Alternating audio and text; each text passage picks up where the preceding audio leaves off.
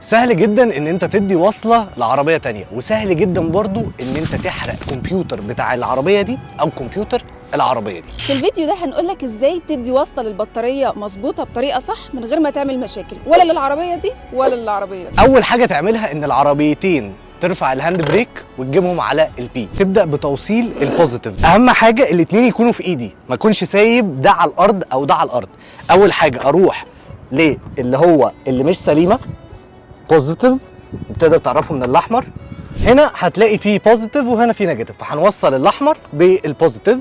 تاني خطوة هنعملها إن احنا نوصل النيجاتيف بالنيجاتيف، بس المرة دي هنبدأ من البطارية السليمة الأول. وتاني حاجة هنوصلها، بس مش هنوصلها بنيجاتيف البطارية البايظة دلوقتي، لا هنوصله الأول بأي معدن في العربية يكون معزول. هندور العربية السليمة الأول من دقيقة لدقيقتين قبل ما ندور العربية